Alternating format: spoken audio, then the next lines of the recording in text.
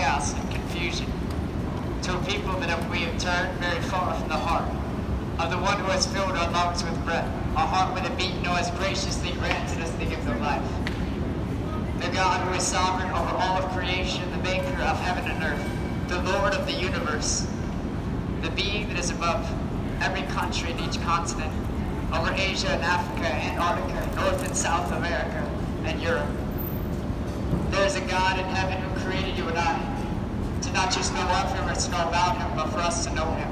His love is unfathomable, it is everlasting, and he created us in his own image, designing us in his own likeness for a perfect and personal relationship with you and I.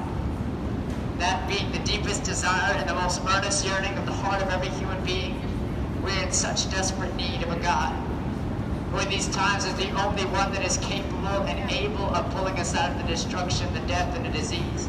The sin that has caused all the suffering and sickness, though it was never part of God's plan. He never created to be this way, my friends. The only time we seem to turn back to God is when we have a desire to blame someone for all that's going wrong in our life.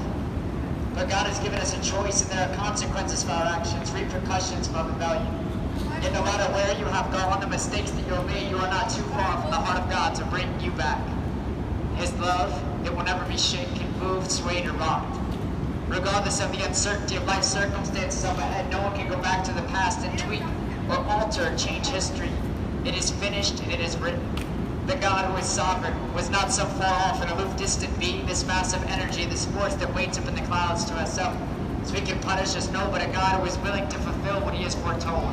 A God who 2022 years ago, at the pinnacle point of all creation, the culmination of our history, the crux of humanity, was willing to put on the very flesh that he made by sending the Savior, by giving his Son, Jesus Christ, who lived a perfect life, but bore our burden and paid our price and laid down his life. He fulfilled the promise of God. Regardless of what country you were born in, what language you speak, the mistakes that you have made, your sin has been paid for upon that cross. And there will be no excuse for any one of us to stand before God one day and say, Lord, I didn't know, I hadn't heard. For all of us in looking at creation, know that there is a creator.